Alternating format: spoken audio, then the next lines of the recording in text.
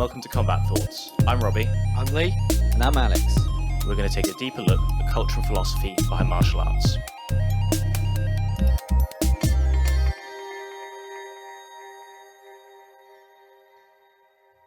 Muay Thai in the Olympics. So, to recap the situation at the moment, so it's been I think it's confirmed for the next Olympics, or at least provisionally confirmed. I'm still a bit confused. We will assume it's going ahead for the next Olympics.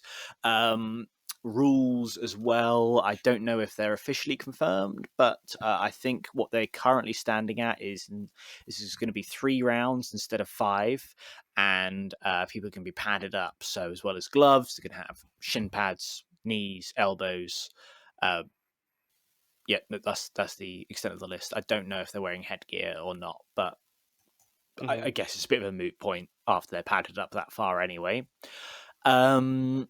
And then, I think the things we want to discuss are going to be around, firstly, how that's going to affect the sport. I guess in theory, it's going to be around popularity and sort of a bit more of a presence on the world stage, and whether it's going to change the rules. And, people have been speculating whether it's going to be more like wrestling, which has done extremely well out of the Olympics, versus, some other martial arts have kind of complained about the effects the Olympic has. And especially, at least in the Ju-Jitsu community, everyone looks at Judo and goes, oh shit, that's not ideal. So I guess we want to just start with how it's going to affect Muay Thai in general. So for me, I have one big point to make around the pads and things like that.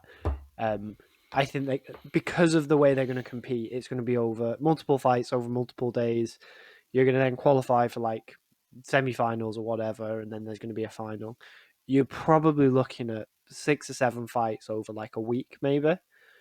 So I think for protection wise and to be able to kind of keep the fighters, I understand why it's shin pads and I understand why it's big gloves. I think that what's going to happen with that though is I think clinch work is going to get completely redundant in Muay Thai. I think if they're wearing 16-ounce gloves, to clinch with 12-ounce gloves is difficult. And I think if they put 16s on them, 14s on them, I think they're going to be too big and clunky, and I think it's going to take away the clinch side of the sport.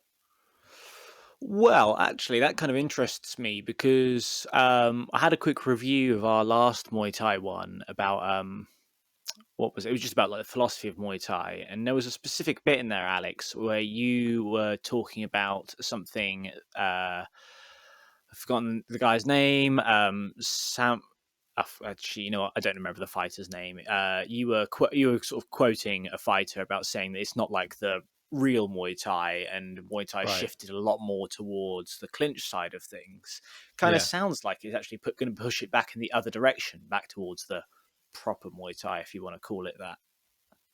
Yeah, I guess if we're going to go away from clinching, that is the thing that he was saying. Again, I can't remember his name again. He's like a fucking legend though, and he was. But I think it's not just him. I've heard Sanchai saying it as well. Those guys prefer to be a bit more playful and play at a distance and that kind of thing. So for them, I think it's not really their style to go into clinch. So maybe they're also saying it because it's not it doesn't favor their style. But I think when you look at athletes going into the Olympics, like there's a whole cohort of fighters where clinch work is a big part of their game. And I think they're going to go into the Olympics and be like best in the world at Muay Thai, ranked in the stadiums and whatever. And then I think they're really going to struggle. And then I think it then looks more like a, say, kickboxing fight because it's going to be hard to clinch. Do you think the gloves are going to have that much of an impact? I mean, if you were going to add on head pads, which are helmets, I don't know whether they are or they aren't. I can see how then it's going to become a real hassle. Just the amount of bulky equipment you've got.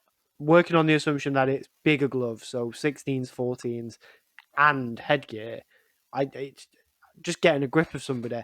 And then if you get a good plumb grip of somebody, getting out of that's going to be really tough as well. Yeah, no, it is. The IOC, I'm reading a Bangkok post. It was in 2011. They wrote an article and they're saying that the IOC has required that all boxes must wear headgear and other protective gear.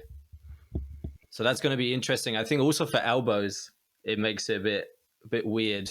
I kind of agree with Lee on the elbow point, though. You can't have people getting cut up for 6 days in a row. It would be No, ridiculous, because if you got a cut on the no, first day, you'd be out for the done. rest of the tournament. And, yeah, it's not unlikely that you're going to get cut and win the fight. I actually agree with, at the very least, the elbow pads, just because yeah. the Olympic setup doesn't really. It's not how Muay Thai is done. Do you think they're going to wear knee pads? Yes, yeah, I'm quite certain there that knee pads are confirmed. Yeah, because I guess obviously they'll be wearing shin pads, but it's not going to be enough, is it? It needs to go past the knee as well. It's going to be like the tournaments they do in Thailand, where like the different countries come together, the IMFs or something, where a lot of the kids go over and train, and they're full bodysuit, head guard. Oh yeah, they got the bodysuit. And I don't think they're going to put bodysuits on them, but I think it's going to be a lot of padding because, okay, do you know what? On TV, if you want people to watch Muay Thai, and you've got elbows and head splitting open, people like that. We know people like that, so they're going to get people watching it.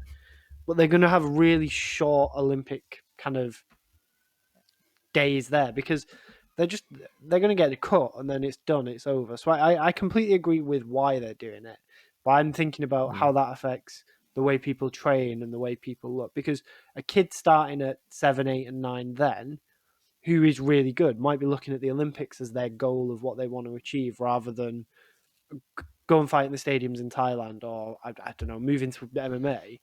So that they're probably going to then change completely the way they fight, because it's going to be a little bit more conservative. The way boxing, right, is amateur boxers are nice, big, long boxers, and they score points with jabs. And then when they go to the pros, you really get the ones who rip to the body and get nice and in close. They don't do as well in the Olympics because it's about scoring points, moving on to the next one. And is that going to change the way people train Muay Thai? Because because that's where you get funding from as well.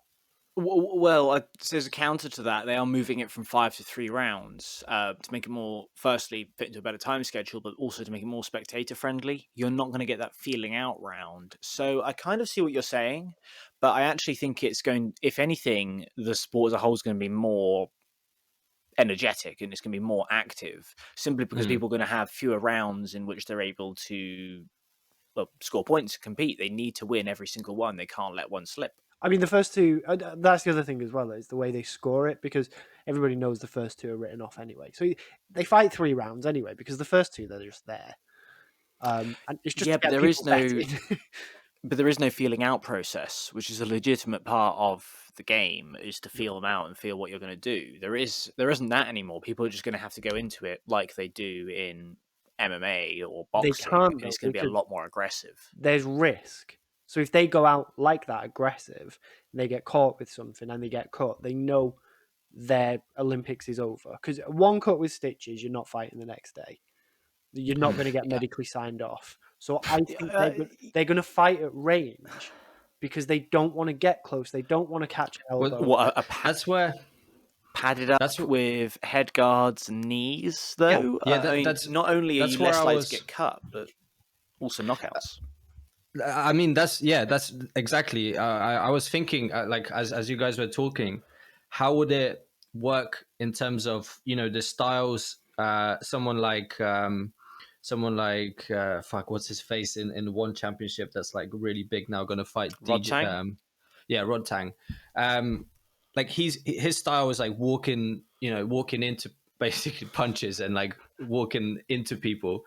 Now that is a legitimate, let's say, a legitimate strategy in fighting in the stadiums, because let's say Muay Thai, in a lot of ways, is scored upon like someone's like physical presence in the ring, right? Like someone being difficult to knock down and like just pushing forward.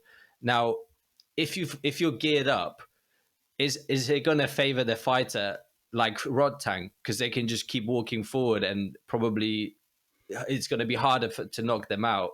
And is it going to skew the scoring in that person's favor because they're, if we're going by the types of scoring that you see in the stadiums, I don't know if the rules probably will differ, but say that it was like that, wouldn't you think that it would favor those fighters? No, I don't think so. I think it's going to be like Dutch style. I think it's going to be long strikes and a low kick and then move. Long strikes and a low kick and move. Just because that's the lowest risk for both of you. So you both move on healthy at that point. I think the the ability to continue fighting is going to, especially the early stages. Let's not talk about the kind of semi-finals and the final. Let's talk about the early stages where most of the fights are going to happen. I think it's going to be a conservative fight because in the back of everybody's mind, shit, I've got to do this again in 6 hours. Well, it'll be interesting, I think, at the first Olympics when they do it, because they might all go in fucking guns blazing. Yeah. And then they'll realize, oh shit, we still got more fights to come. But you would have to think, maybe, you know, there are some people who have had experience, maybe not directly Thai boxers, but like kickboxers. They've had experience doing tournaments, right? There are some tournaments where you fight maybe twice or 3 times. Even Glory does them, where you might be fighting 3 times. So I guess there are some lessons learned from those fights. True. I mean, I think it might be interesting to see how they're scoring the fights as well. Yeah. Because that bit I'm not sure about. Because obviously boxing in an Olympic context and boxing in a professional context are actually scored extremely differently. Whereas, you know, in the Olympics, you want to get hits. Is basically how you're ranking it. In a professional context, it's kind of like, I think that guy won the round or whatever. I don't know how they're going to do it in Muay Thai, if it is going to be related to hits or if it's going to be more of a traditional way of scoring it. Yeah, and I think that makes a big difference because if they do change the way they score it and it's just kind of every hit counts the same, say, I think it becomes like boxing and low kicks. But then you've got if it's scored as it's scored in stadiums, you've got the kind of the body kick being the kind of king of all. And it's kind of, is it going to be a lot of rangy people blocking with body kicks, kind of front kick and a body kick away? I think what I'm trying to bring this back to here is we're talking a lot about fighting like that, not at the kind of clinch. And I think it is just going to make the clinch a bit redundant. And I'm not saying that's a good or a bad thing. It's just I think with the way it's going to be set up, I think the clinch is going to go. And I think we're going to kind of see a death of the clinch. Well, that is the thing to consider, is Olympic Muay Thai and professional Muay Thai aren't... Well, if you are right, and it is the death of the clinch within an Olympic context, do you think that's going to leak across to professional, real Muay Thai as well? Because, I mean, comparing it to boxing, boxing has a very large professional competitive scene, and so does Muay Thai. And it's not like this number of hits style in the Olympics has, influenced boxing in a great way, at least as far as I can tell. It's not like Judo, for example, which, though it has its own world championships, doesn't really have a huge professional scene. And so obviously the Olympic style has transferred across very strongly to Judo outside of the Olympics as well. I wonder about Muay Thai, which way it would go. Yeah, well, you think when they kind of, it depends where you go, right? Because in boxing, you have 2 types of person, don't you? You have the type of person who does the amateurs to turn pro, and they've always got pro in the back of their mind. They're aware that's where the money is, that's where they want to go, and their style's kind of ready for the amateurs, but also incorporating that. And then you got people who are full into, I want to fight at the Olympics, I want to do the Olympics, and their style. When they go pro, there's a conversion time where they have to change back. And they have to become a pro boxer. You look at I think it was Lomachenko. He had 6 fights where he was just trying things to become a professional boxer and fight like a pro. And I think that'll be the case of there'll be people who go in. It'll be quite fun to see actually, where it'll be like a generation of amateur Muay Thai fighters go into the pros. And then they might get clinched to death, or they're really not scared of elbows because the pads protect them, and they've got head guards and they've never been cut. And then they go, shit, and they've got a big gash over their head, and the ref's carry on. And I like that'd be quite cool. I mean, the kind of the sadist in me is quite looking forward to that. But I think there'll be two styles, and I think the one that will win is where the money is most prevalent. Because you look in kind of Thailand, a lot of the people who do it for their families for money. The reason they fight and the reason they do it is to help their family and pay for their family's bills and their accommodation and food and things like that. They don't care. It's not that they don't care, but their driving factor is the money. So wherever the most money is, that's where they'll go. And I feel like gambling and the way it's set up in Thailand will kind of still be a big proponent of that. Well, if you're talking about gambling and that whole scene, I don't think the Olympics is going to cross over. The Olympic rules is going to influence the main ones in a great way, especially because, well, I don't know how it's really going to get set up because obviously you can get Olympic funding and long term, but if you're talking about actually getting paid for fights, you need those fights they have at present, those ones that happen every weekend, in order to make enough money to feed your family, if that's what you're doing it for. It depends, because if you look at the way the Olympics is set up here, it's when you win something, you kind of become a bit of a celebrity for a bit. There's loads of athletes who then go on and do talk shows and then do presenting and things like that, and it can lead to that thing. And then I think this goes back to something you mentioned at the start: is what's the viewership of Olympic Muay Thai going to be like? Are we going to get like a generation of celebrities off the back of it because people go, this is probably the best fighting sport in the Olympics and it's really interesting? Or do you think people are not going to be interested in it, and not interested, but kind of like the way Taekwondo is, where it's you watch a couple of fights and you go, there's a lot going on, but I don't know any of them. So I wonder if it might be different, but we keep talking about it in the context of Thailand, but obviously Muay Thai is a pretty global sport at this point, and I do wonder if that whole celebrity. I don't know what the culture's like in Thailand, to be quite frank, with sport, with athletes. I think you can for sure become a celebrity. Like the guy that we were talking about earlier, I just remembered his name. His name is Samat Payakarun, and he was a massive celebrity in Thailand when he was fighting, and part of that was actually because he actually became a WBC world boxing champion after like being in the stadiums. He then became a boxing champion. So yeah, I mean, and I think someone like Buakau, he's massive in Thailand, like huge. Yeah. So, but the question is, how much money can you make, right? Like maybe they do still as a celebrity, you can make a lot of money in Thailand. That I don't know. I think in the UK you for sure can, because It's like you were saying about coming out, and if they rushed, right, and if it's like the first fight and they just both meet in the middle and have a real big scrap. You can see now scrolling through your Instagram, can't you, and seeing the highlights. There's like a head kick knockout. You can see it on your highlights on Instagram.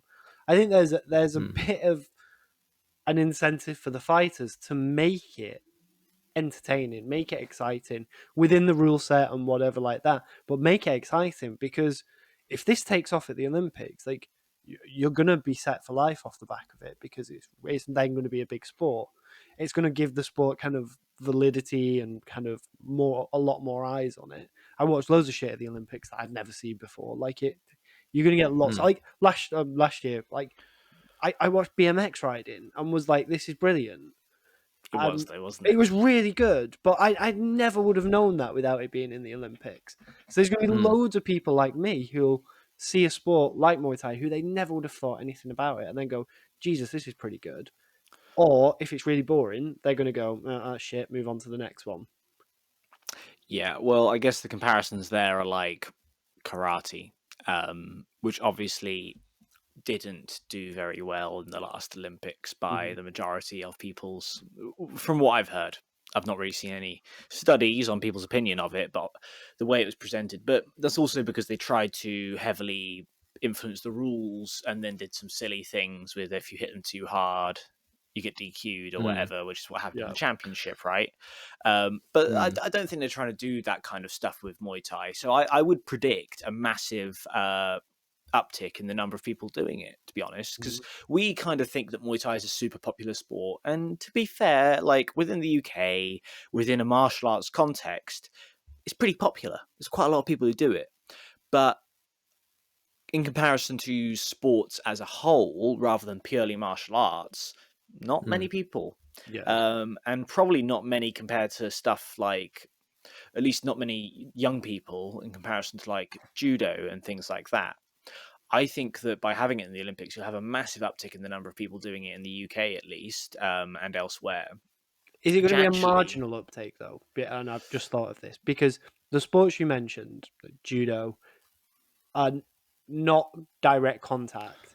Do a lot of people not do Muay Thai because parents go, "You're going to get punched in the face. That's bad for your brain." No. Or I'm scared of you getting hit and hurt. No. Is the uptake going to be marginal? Because the people who want to do it are kind of happy to be punched in the nose. Nobody likes being punched in the nose, but like the people who take it up are you'll put happy up to with do it. that. Yeah, and it takes like there's a bit of fear when you first start because you are going to get punched in the face and all that kind of stuff. Like, is it going to be a marginal uptake because a lot of people just don't want to get hit, and I think that is where a bit of BJJ's popularity has come from because you only really find out about how bad your body gets fucked after you're about a year and a bit in when your knee's fucked and your back hurts. To start, there's no barriers. You think it's great. You're just rolling around 5 times a week. Yeah, I mean, I see that, but also there are going to be less cuts. It's not going to look nearly as brutal. Mm-hmm. Yeah, I appreciate maybe not a huge uptake because it is a sport where you're still getting hit in the head. But I mean, if you are reducing the number of cuts and you're reducing how scary the sport looks in general, if anything, that might encourage more people to do Muay Thai on its own, Mm-hmm. let alone the fact that it's in the Olympics, just the fact that it doesn't look as intimidating anymore. So it may well be that you get this whole movement towards an Olympic style Muay Thai in countries like the UK Yeah.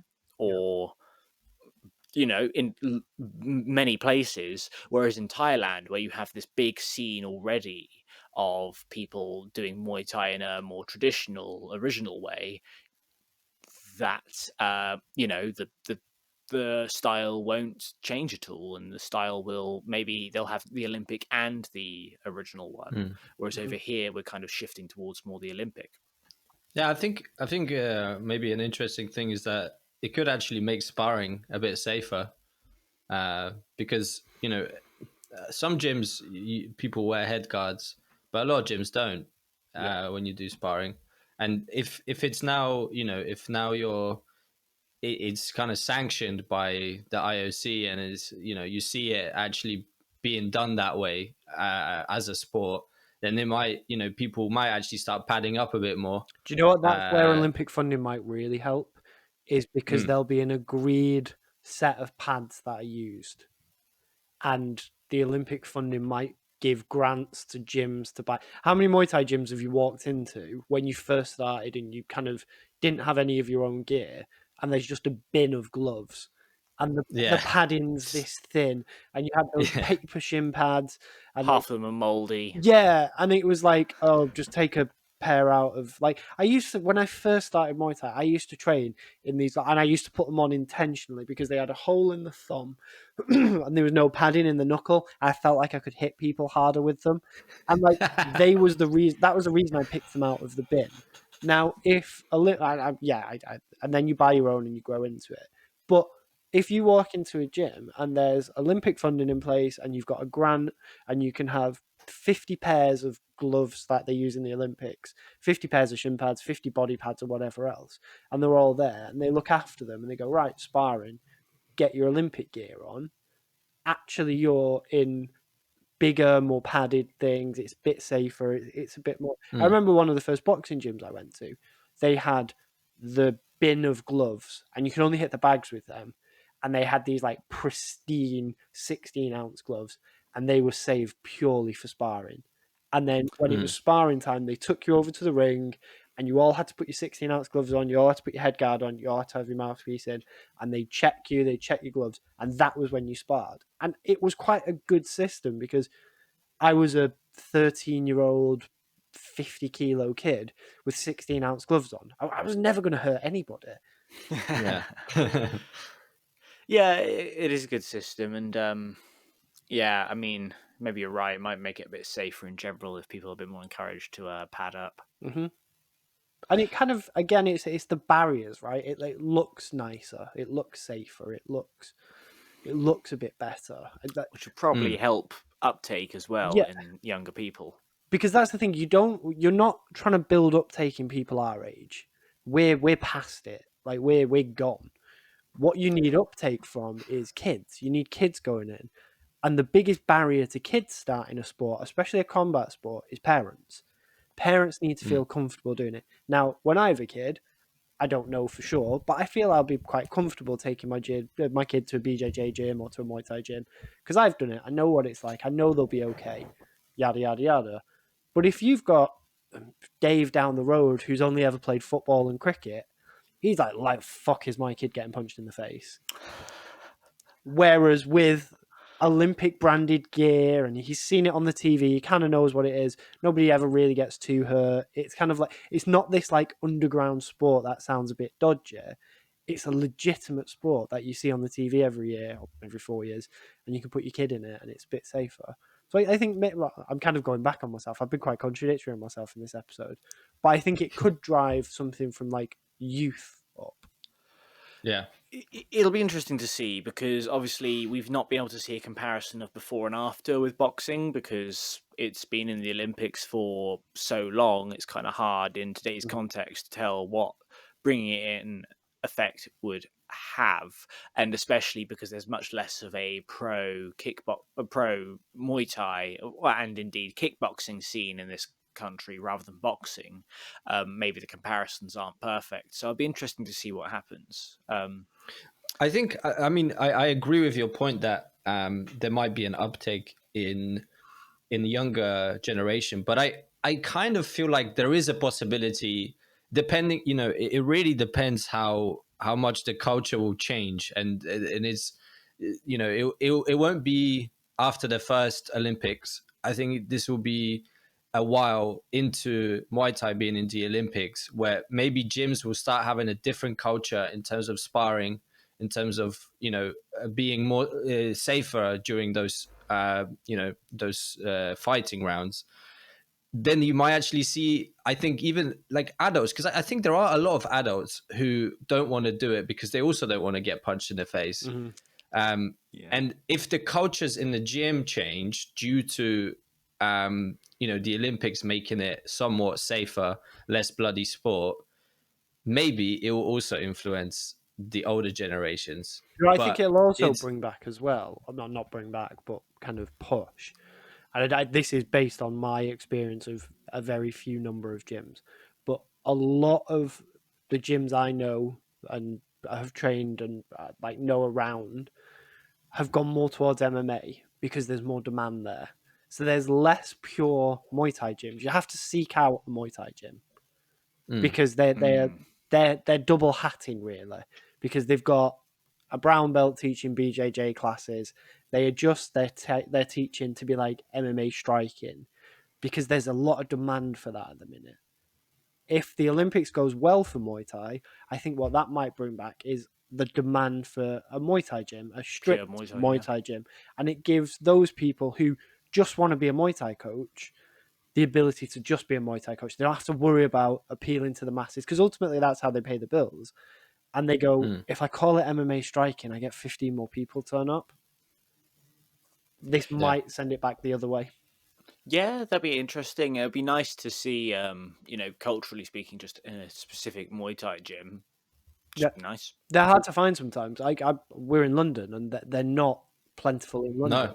No, I remember trying to look, and there were very few actually. Yeah, it's maybe like a couple or something, because everything else is what you say. It's an MMA gym that does Muay Thai classes, and I don't blame them for doing it. I think they realized a few years ago that if you double brand it, you get more people signing up. You do get more people because the people who do Ju-Jitsu might want to do a bit of striking, and then and you pay one membership instead of two, right? Because that's another thing.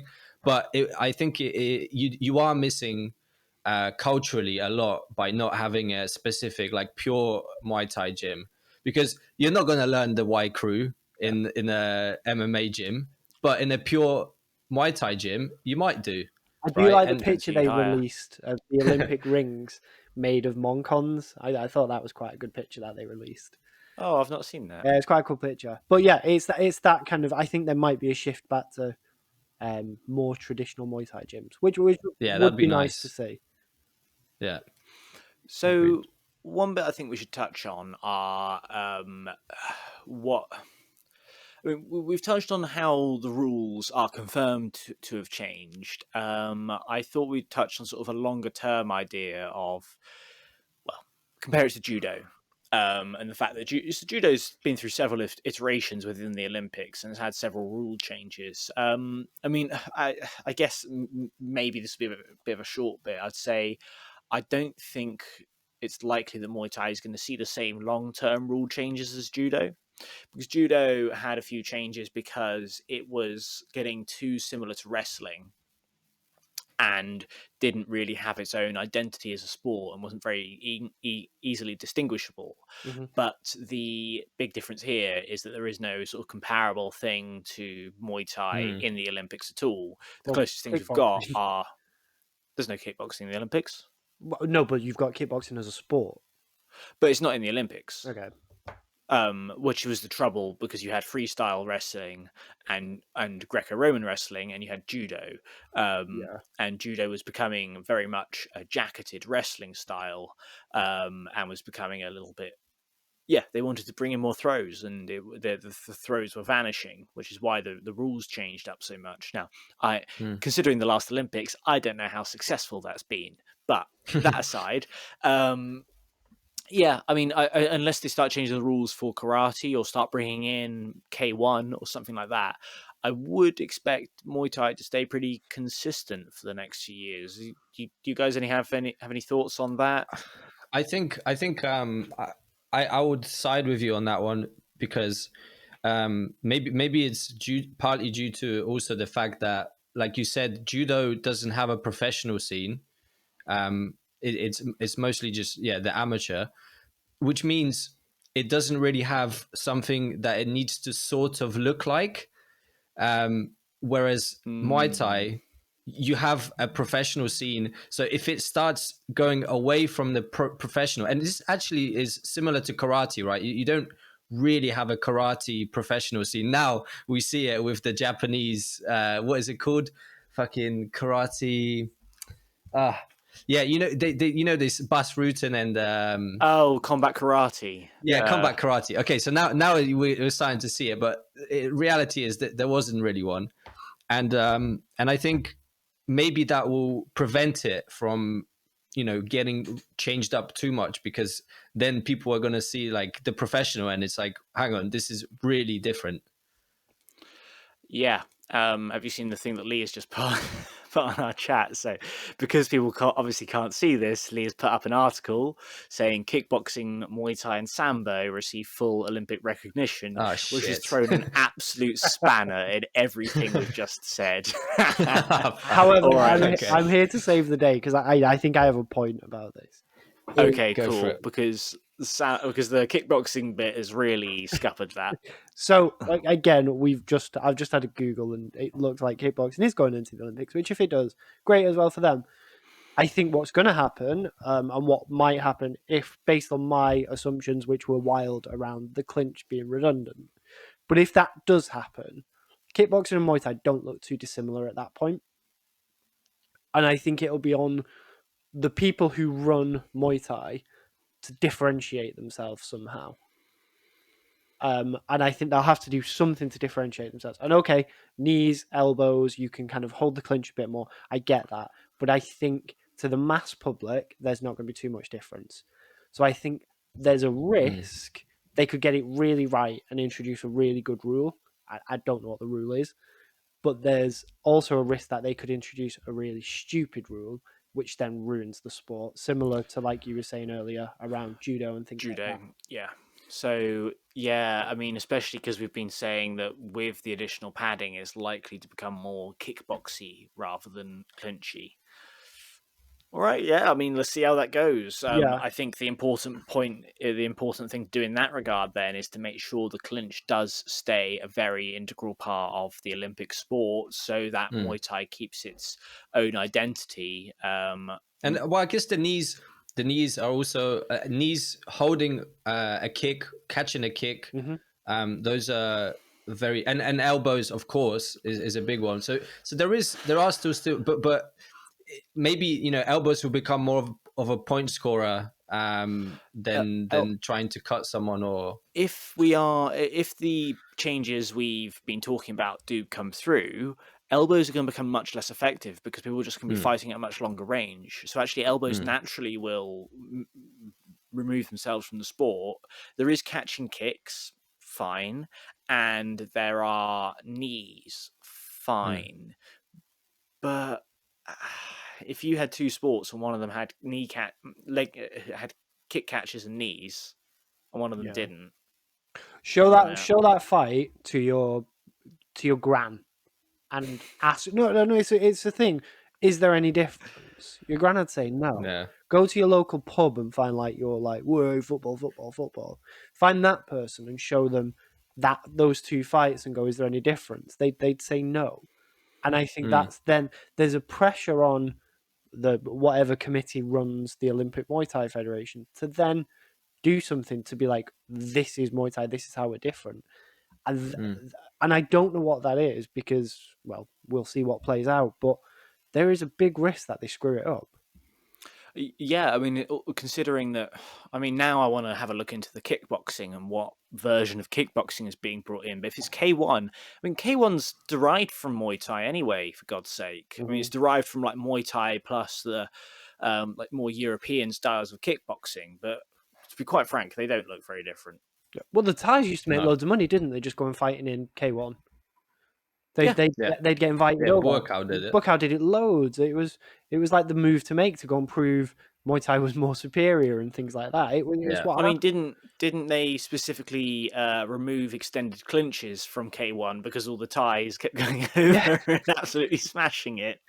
So, but then that's the thing of that was in like no pads. You put pads and then that clinch is more difficult. It kind of looks the same. So I think we run the risk of having two very similar sports in the Olympics at the same time. And which one do you watch? To be honest, and I know this is I prefer Muay Thai, but it's because I know Muay Thai. If you put Muay Thai on a page and you put kickboxing, again, Mr. General Public looks at that and goes, kickboxing, I know what that is. Muay Thai, they might not know what it is. So they might not watch it. So again, you run a risk with that. I mean, I'm all about branding now. I'm going into like the branding and promotion of Muay Thai at the Olympics and how you make it work and stick. But there's a lot you need to do to make it. You've got to get people watching it in the first place before you get any of the externalities that we spoke of before. Yeah.